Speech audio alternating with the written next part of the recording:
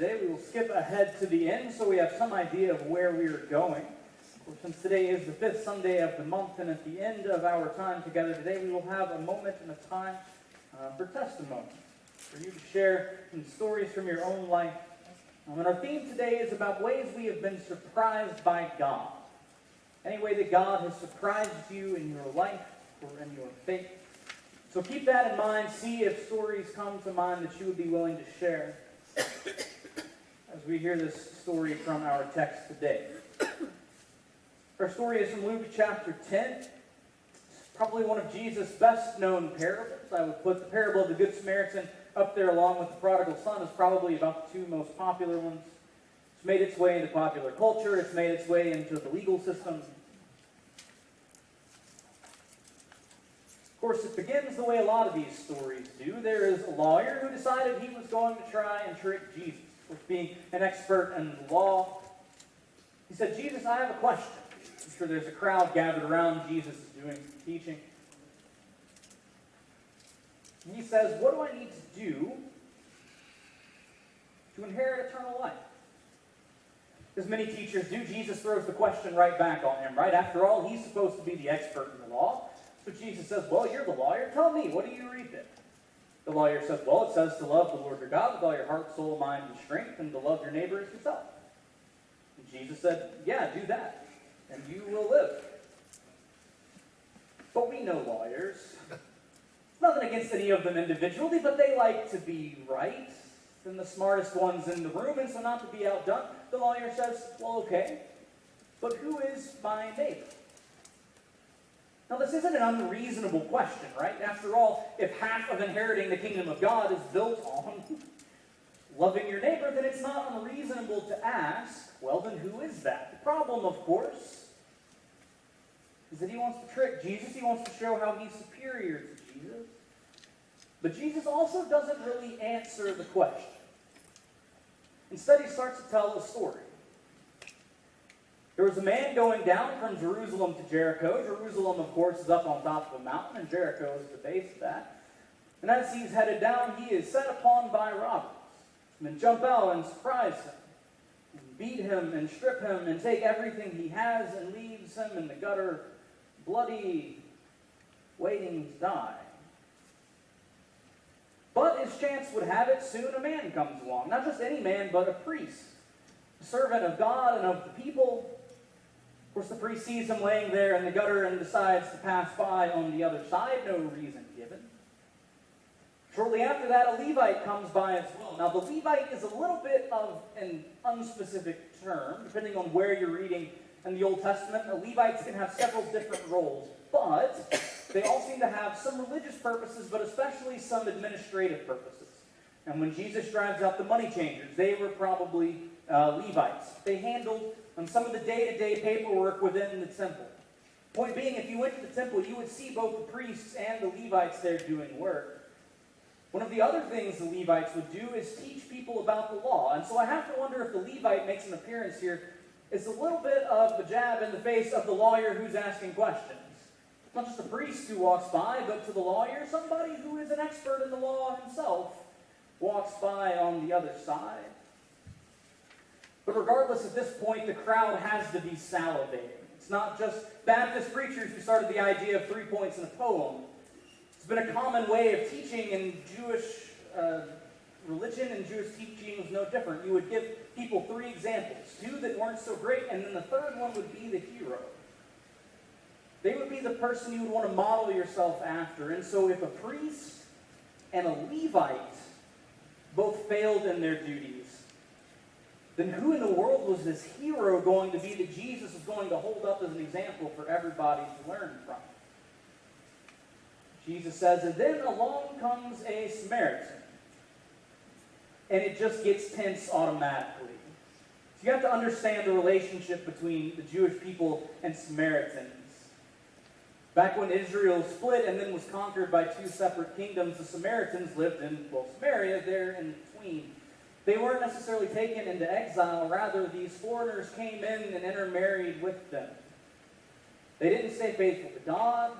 They didn't stay faithful to each other. And so for the proper Jewish people, Samaritans were half-breeds.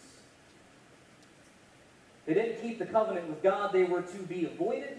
They didn't worship in the temple. They worshiped on their own mountaintops. And so you did everything you could to avoid them. Literally, rather than going from the northern part of Israel down through Samaria to get to Jerusalem, they carved out a path that went all the way around the country, lest they accidentally come into contact with them. The relationship is fought with prejudice and with bigotry that goes back generations. And yet, in the role of where this hero is supposed to be, all of a sudden, Jesus brings up this Samaritan, who comes along, sees the man, and has pity on him, gets down off of his donkey, cleans his wounds, binds him up, bandages him, takes him to the nearest inn, tells the innkeeper, here's the down payment. Spend whatever you need to make sure that this man gets back on his feet. If you spend more than that, put it on my tab, and when I come back through, I'll pay you the difference.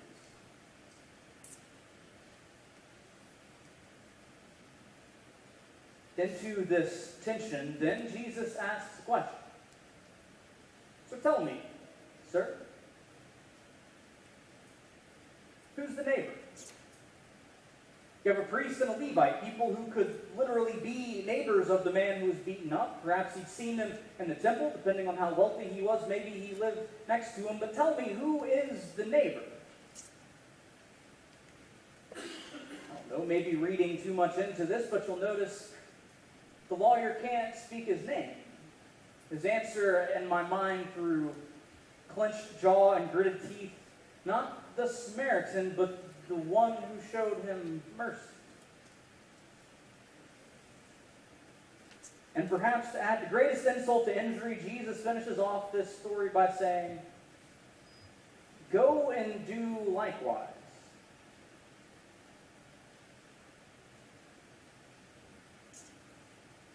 A lot of times when we hear this story, I think the way we tend to think of it is, be like the Samaritan.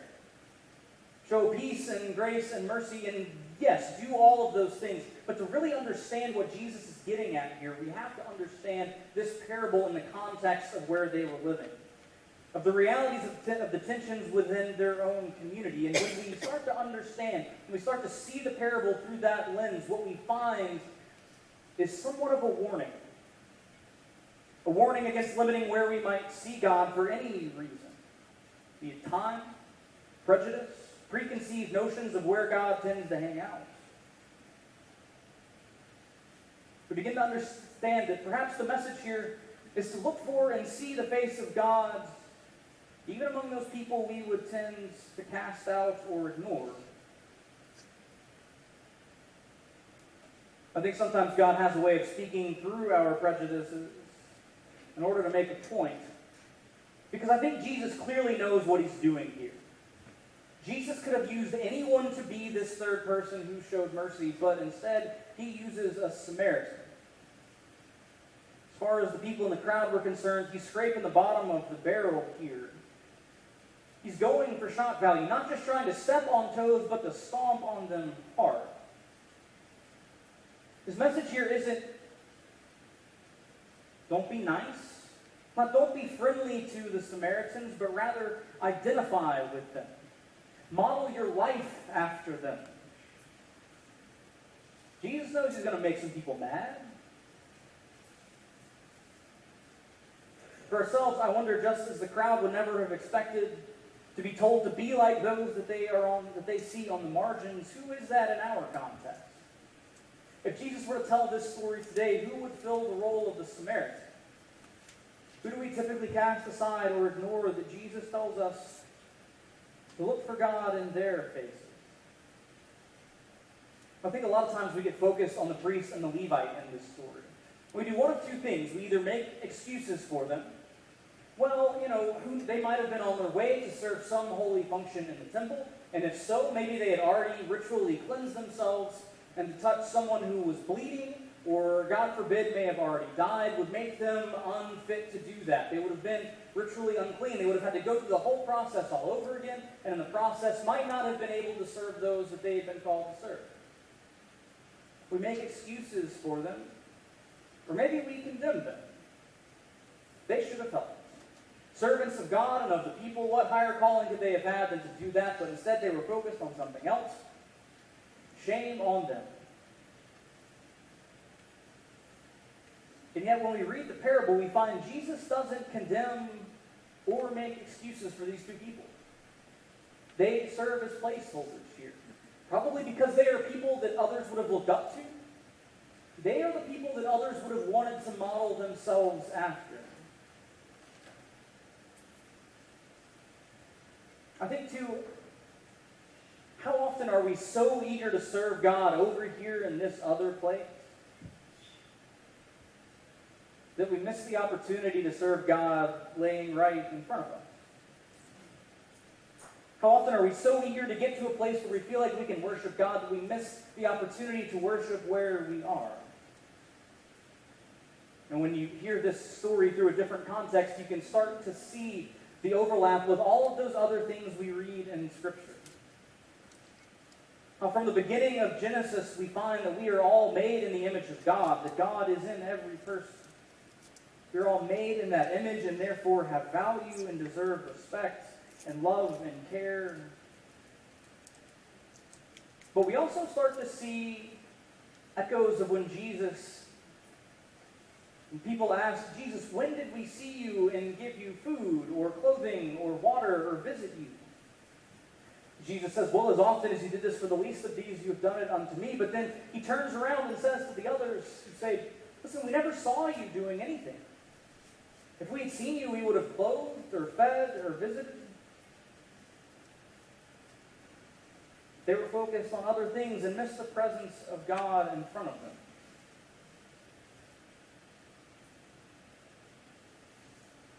Grace, love, mercy, the presence of God are right in front of us if we will but take time to look. If we are willing to be surprised, then we will find that when we are all made in the image of God, God is everywhere that we look and see. And so our question for this morning is, where have you been surprised by God in your life? I will, of course, put a microphone up here. If you have a story that you would like to share, of times God broke in when you did not expect, then you are welcome to come and to share and to do so. If not, then we will sit and quietly reflect for 8 or 10 minutes, and that will be fine too.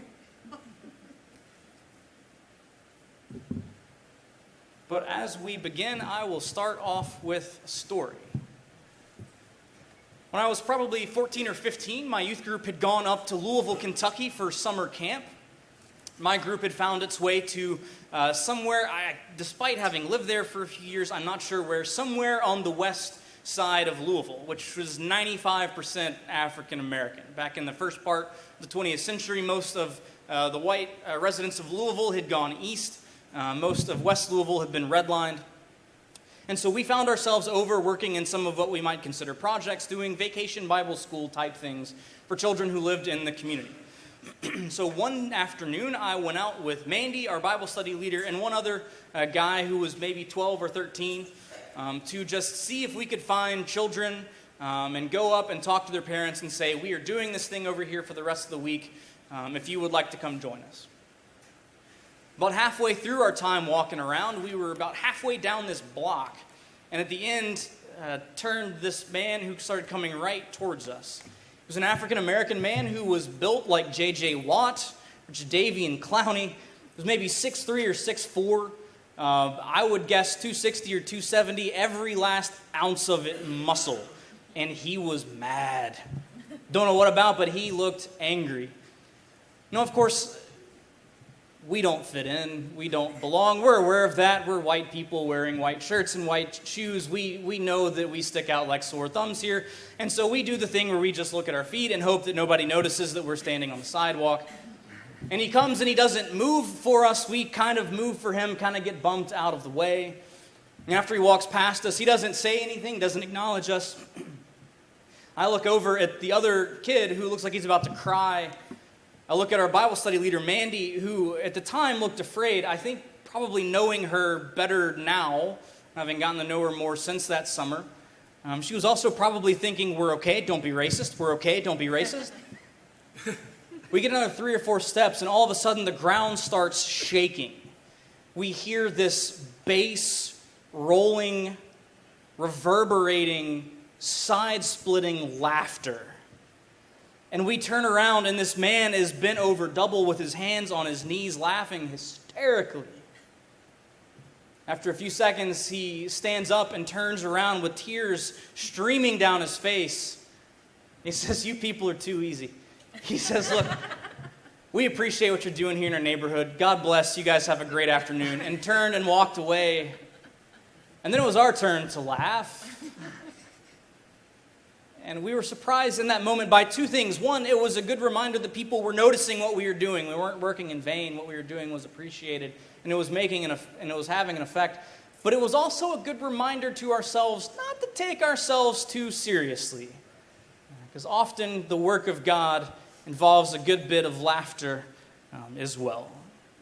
This time, if you have a story or a testimony to share, I would invite you to come forward. If you have something to share but don't want to come forward, if you want to raise your hand, I will try and see you and get a microphone to you. But testimonies are now open.